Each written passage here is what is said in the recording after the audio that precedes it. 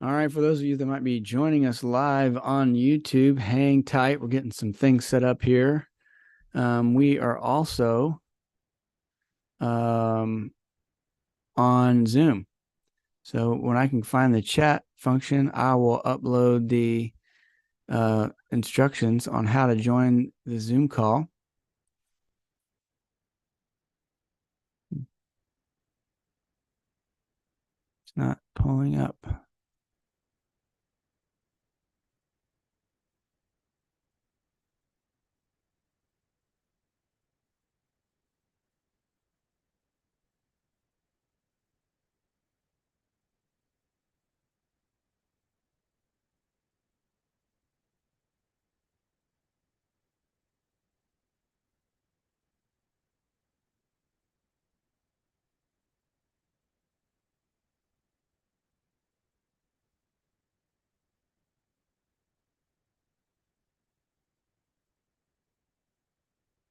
Okay, there we go. So you can find a link in the chat for a Zoom link. Love to see you over here on Zoom. And after the episode's over, when we close out the YouTube live stream, we will be over here on Zoom talking about the class subject. Love to meet you, greet you, find out more about how this topic impacted you.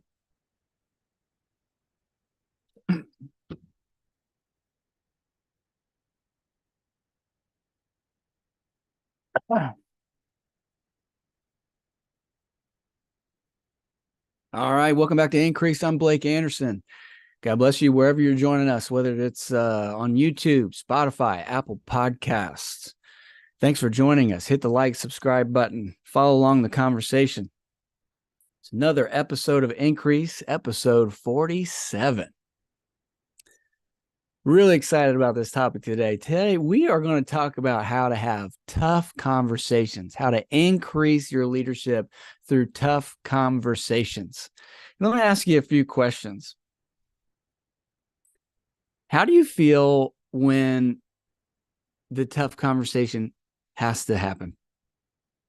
Do you shy away from the awkward moments, or do you press into them? Do you seem to have a lot of gray area floating around your work world, your leadership world? Is there disputes in your workplace? Do you have people on your team that there's disagreement, or they just continue to do things wrong?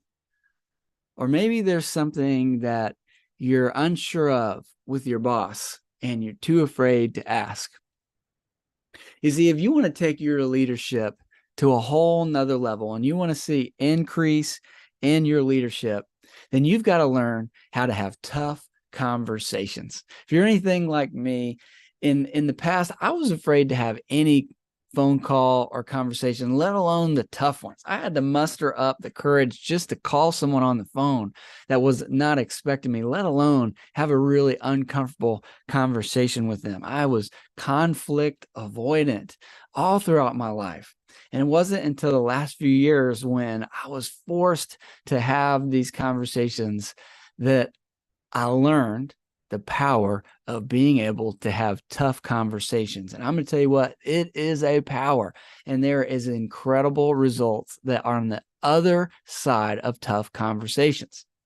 So if you squirm in your seat when you have to confront someone, if conflict drives you crazy, then stick with me here. Stay with this class, get your pen and paper out, and take notes. I'm about to give you a master class on how to have tough conversations, and I'm going to give you a process and a tool that will make them doable and will bring increase to your leadership.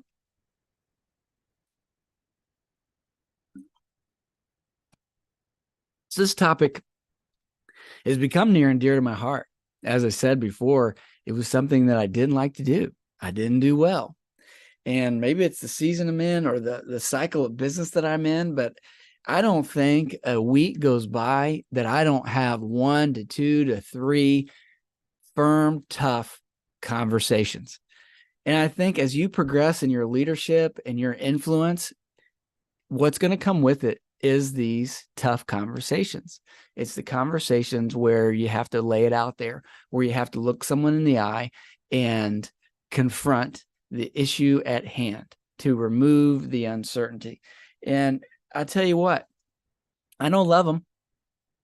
I've gotten really good at them, but I still don't love them. I'll tell you what, I'm not afraid of them either. I've experienced the results. I've experienced the power on the other side.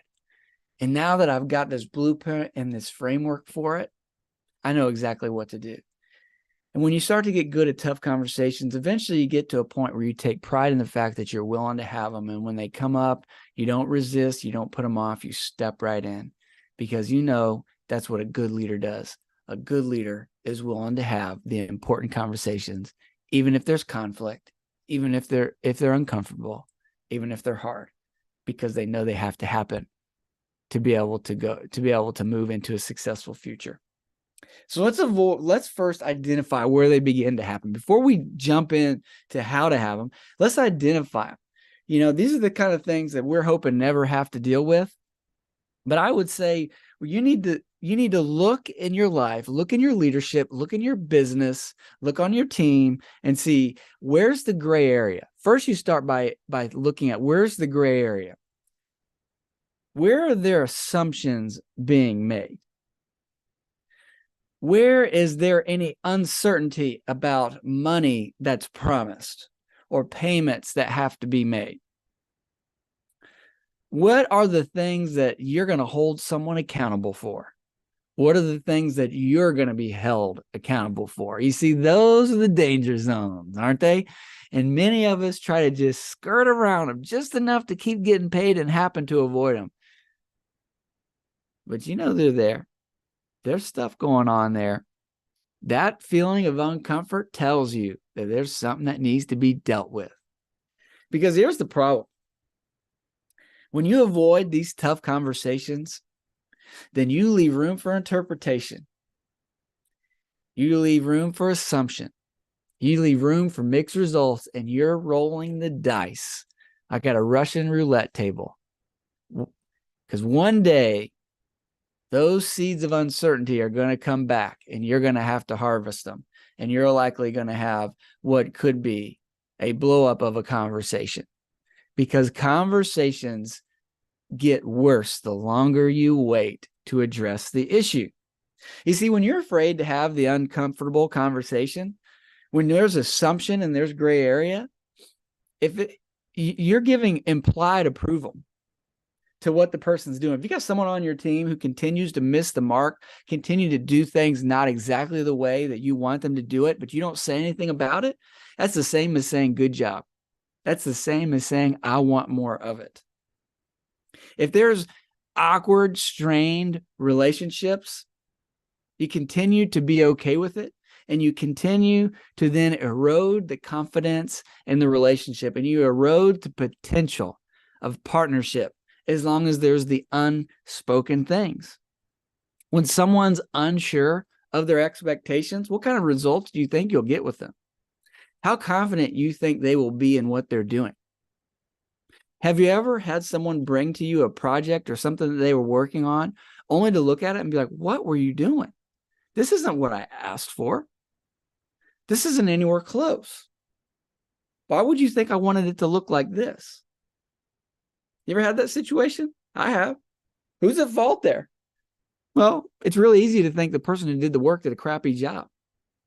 But a good leader knows they have to take responsibility for all the results, because a leader's success is in the hands of their team, and the team's success is the leader's responsibility. And so if someone brings you mediocre results, guess who's responsible for it? The leader. You are. If they gave you something that you didn't want, it's because you didn't take the time to have the awkward conversation, the clear conversation about what you expected and what you wanted it to be like. You know, some of you are avoiding the conversation because you're conflict avoidant. You're afraid to hold someone accountable. Some of you are just avoiding the conversation because you didn't think that you had to. You thought because you hired them and their job expectation says they must do it and they're getting paid to do it, that of course they're going to do it excellent, and so therefore you shouldn't have to tell them. But how fun is that conversation when you've got to hold someone accountable, when you've got to tell them that you're not going to accept their work, when you got to tell them that this was a wasted effort, that this isn't good enough? Those aren't fun. I'll tell you what, as bad as the awkward conversation is about expectations, What's even worse is an argument when something's finished and someone invested a lot of their time and energy into it. Leader, you've got to own it. The result is your responsibility. And I know why you're avoiding it.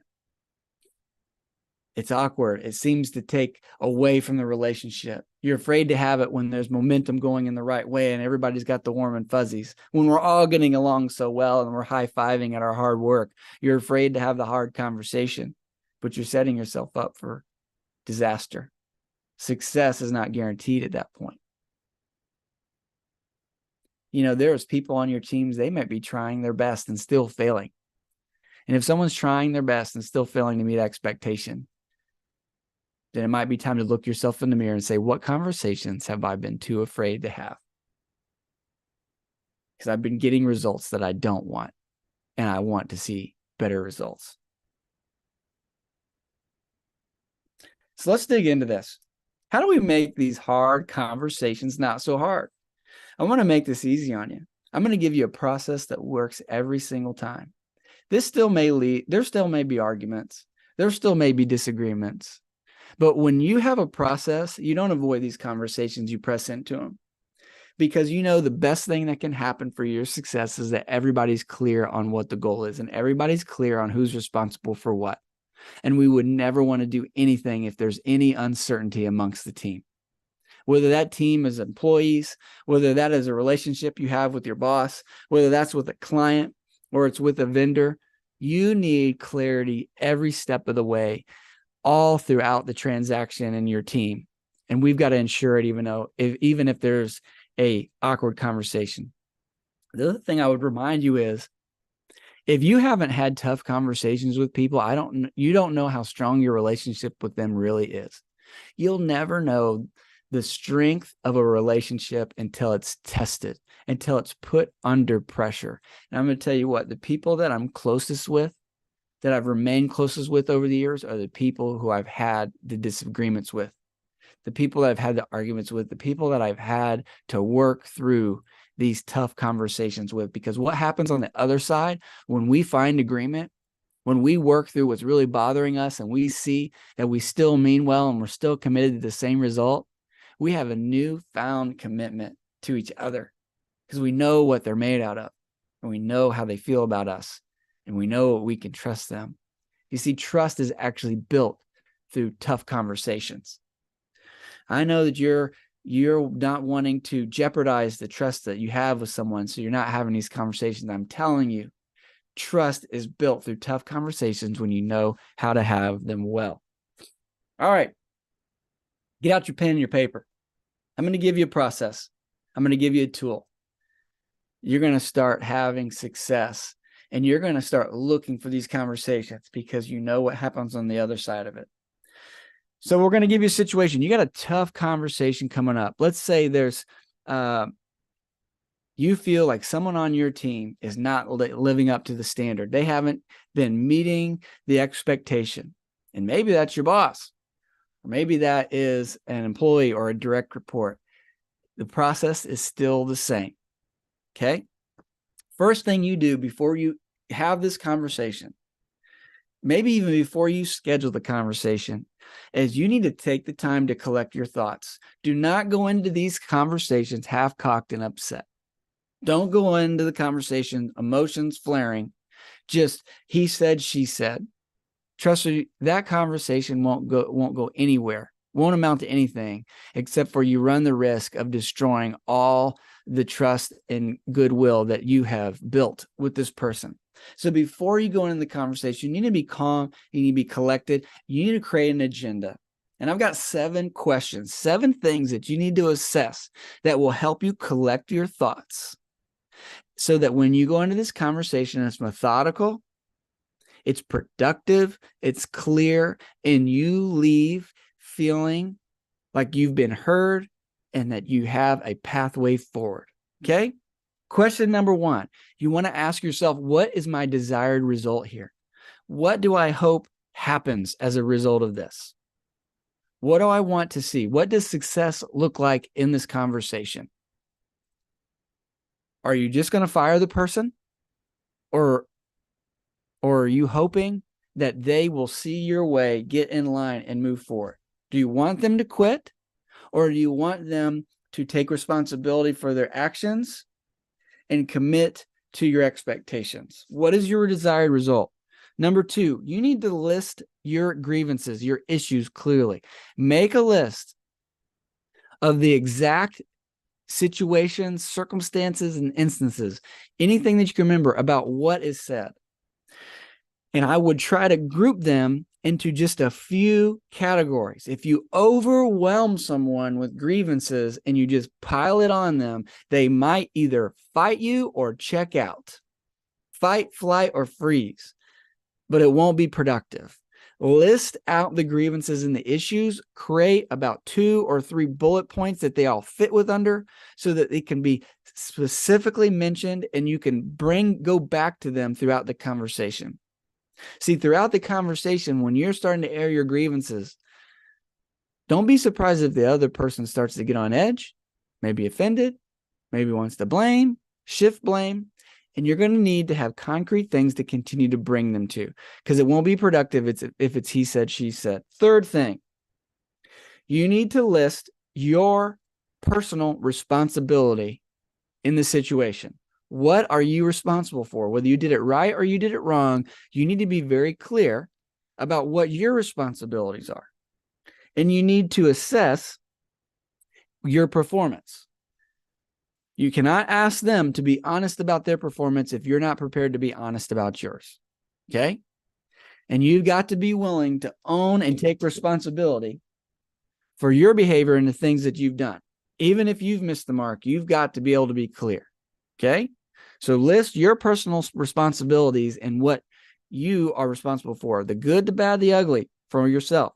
Fourth thing, what commitments will you need from them moving forward? What commitments are you going to need from them moving forward if you guys are going to move forward into a successful future? Fifth, what are you willing to commit to? If you're going to be asking for their commitment, then you're going to have to be willing to make a commitment. It's only fair that you commit if you're asking for their commitment. So what do you need from them? What are you willing to do going forward? Sixth, you need to know in advance, are there any deal breakers here? Is there anything that they could say or be unwilling to do that would be a deal breaker? Because they might ask you that. Okay. And then the final thing is, what are you hopeful for? Okay. What is possible if the corrections are made and you can find alignment together? Have a hopeful future for success if you guys are willing to move forward together with your commitments. Okay. You've answered these 7 questions. You're starting to feel very clear about the situation. Now the situation really isn't even uncomfortable because it's no longer just emotions swirling in our head. It's no longer fireworks in our heart. Now we're starting to be collected and gathered, and we know what we need to address. Okay. Hopefully by the time you've written this list, you are excited about the conversation because you know how important it will be. So as you go into this conversation, there's 4 H's. You need to be humble, you need to be honest, and you need to be honoring. When you have the conversation, you need to be humble, you need to be honest, and you need to be honoring. You can't be prideful if you're wanting them to be willing to change.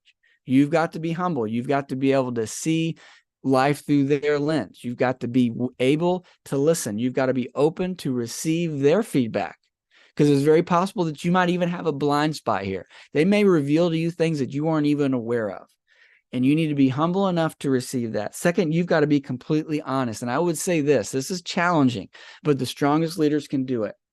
Don't cover up or defend your mistakes and failures. Don't try to cover up or defend your mistakes and failures. You don't want them to defend their misbehavior, so don't defend yours. If they call you out on something that you've done, don't defend it. The stronger leader knows how to take responsibility for it. You will gain trust in their eyes. You will be looked at as the person with power if you're willing to take responsibility for your behavior. Even if there is justification for it, that won't be the time to make the justification. The time will be to say, you're right. I take ownership of that. honestly, I did behave that way, and that wasn't right. You've got to be honest. And then finally, you've got to be honoring. This is going to be a tough conversation. And if you don't want this to devolve into a cage match, then you're going to have to be honoring, which means you're going to have to allow the other person to speak. You're even going to have to allow them to maybe blame you and others, but you got to give them room. Don't be quick to cut them off and say, you're wrong. Oh, no, you're wrong. Oh, that's not right. No, you need to be honoring. Give them room to air their grievances. Give them room to defend themselves. But then always redirect back to the point of conversation. Try to avoid having these tangential arguments about things that aren't related. Even if they want to go off on a tangent, after they're done speaking, redirect them back to the point. See, when you have your agenda and you've got your list made, then it's very easy to redirect back to the point of conversation, back to the issues that need to be addressed, back to the commitments that you require for them. So you need to posture yourself. Your way to have this conversation is you've got to be humble, honest, and honoring. Humble, honest, and honoring. Now, let me give you a format. Let me give you a format for the conversation, and this works every time. This works whether you're having a good conversation or a bad conversation, but you need to structure the conversation in this particular way. So you're humble, honest, and honoring in your heart. Now, there's a specific agenda in this conversation, and you need to do it in this order. And really, this is the 3 E's of leadership, but we're using this inside the tool of a tough conversation. So the first thing you need to do when you sit down with the person, you don't just jump right into, I got a bone to pick. You're busted. It's not going to go anywhere good. If you want this conversation to end well and a commitment to a successful future, you need to start by empathizing. You've got to reach a heart, person-to-person level. And so you need to empathize with the person. How are you doing? How's your family? How was your lunch? How was your vacation? Reach a human-to-human level with the person. Even if you don't trust them, even if you're somewhat fuming inside, you've got to dismantle some of the edge that you guys are bringing into the conversation with empathy. Second, you need to encourage them. Okay? I know you're coming to correct them, but you got to start by encouraging them, right? When you encourage someone, the best way to do it is you want to acknowledge their contribution to the team, and you need to recognize their gifts and skill sets. Okay? Acknowledge their contribution and the importance of it. Recognize their gifts and skill set. They've got to know that you see them, that you see their value. Because if you just start jumping into correction, they're going to feel like you don't even see them and you don't value them, and they're likely not going to listen. But when they know and they've heard and they know that you understand them, that you see that they have something to contribute, that they have value, that they are important, then they're going to be willing to listen to your feedback, because from that lens, they understand your feedback is really to help them be successful. But if you don't recognize their value and you don't you don't affirm their gifts, then they're likely going to think that you don't see that they have something to bring to the table, that you're just trying to tear them down. So you empathize. Got to reach this level. It may take a couple minutes, it may take a couple seconds, but don't rush past that. First, you got to emphasize. Second, you got to encourage. Recognize their contribution, right? Recognize their gifts. And then finally, the third E is equip. Now, when things are well, equipping is the time that you would teach someone something new. Equipping is really when you're dealing with behavior, okay? This time, the behavior we're dealing with is misbehavior, and it must be corrected. You see, if you don't correct misbehavior, then you're given approval to it. All right. So we're going to correct misbehavior. Now, one thing I should have mentioned before is this should not be done over text. This should not be done over email.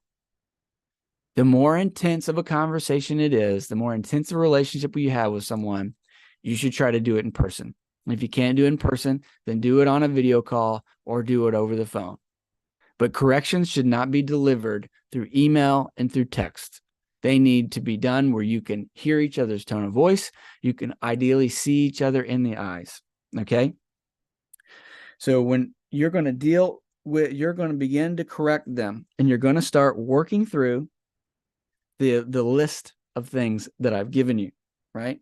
And really what we're wanting to do with this correction, after we've talked about the things that need to be dealt with, is we're going to establish expectations. So you've empathized, you've encouraged them, now you're correcting them. Okay? After the correction has been made, you've identified the problem, you're making the correction. Then you do not leave the conversation without establishing expectations. Each person needs to leave the conversation knowing what's expected of them. Okay? So that means you're going to ask them for a commitment to a certain result and a certain tactic. So if you need a project done on time, let's say someone's missing their deadlines over and over and over again, you don't leave the conversation just saying you've been missing deadlines. You've got to say, how are we going to do this going forward? Here is my expectation. I want to see you meet the deadlines. And you're going to need their commitment. I would not assume that just because you told them that will be enough to get a different result. You need to ask them, is this something that you are willing and can commit to? You need them to say yes. If they can't say yes, then you've got to talk through with them and address what their issues and saying yes. What is their apprehension? But you need their commitment. And finally, a commitment to a different result is not enough either. You need to hear a plan of tactics. You need to know the exact strategy. How are you going to do that? What is the strategy that's different? If we keep doing the same things, we'll get the same results. And doing the same things, but just doing them harder, will likely just continue to get more of the same results. It will take a different level of thinking, a different level of behavior to get a different set of results. And so you need to ask them, what tactics are you going to use? Okay, results and tactics. We get their commitment. Now we need to address consequences. Everybody's got to be very clear about how we move forward going here and what the expectation is and what happens if we don't meet the expectation and what happens if we do. They need to know, like, is this final warning? If you don't get it right, you're fired. Or if you don't get it right, you're going to get a demotion. Or if you don't get it right, we're going to move you to another position. What is the consequences here? They need to know very clearly. There should be no gray area left after this. They need to know when they walk away, if I don't perform, then this will happen and I should expect it. I had a very tough conversation with someone on my team not long ago. And I was very clear about what my expectation was. And the consequence I told them was, this is the final straw. If this happens again, you'll be terminated. And I want to be very clear about my expectations to the point that, if this were to happen, that you're expecting my call and the phone to ring any minute now, and you'll know exactly what I'll be saying. There is no uncertain terms here.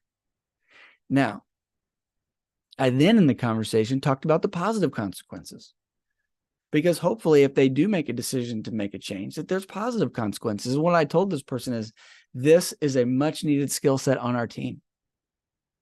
And there is room for so much growth here. Growth in this team, growth in your income, growth in your leadership. And if you will make these changes, not only will you save your role, you'll see growth in your role, because it is a much needed skill set for what we're doing. So there were positive consequences.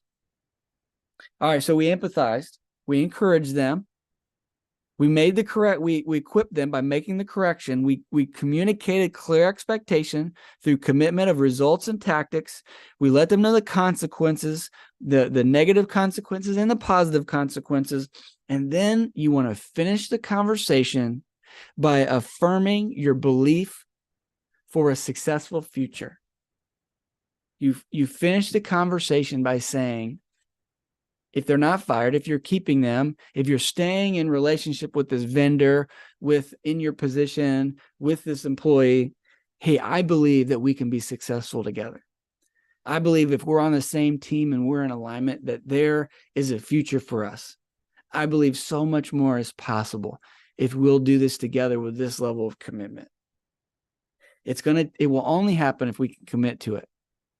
But I believe it's worth it. And I'm willing to make that commitment. You see, when you are able, when you're equipped with this format, these conversations aren't hard. You're not worried about them devolving into a cage match. You know there's going to be a couple uncomfortable moments when you've got to say out loud the things that you guys have been avoiding to say. But with this format, you know that you can work through these issues. And by the end, you can make a commitment to a successful future. And nothing strengthens a relationship like two people coming into agreement to do something together to create a successful future. How do you think that person feels about you when you end the conversation that way? They have confidence. They actually have a renewed trust in you.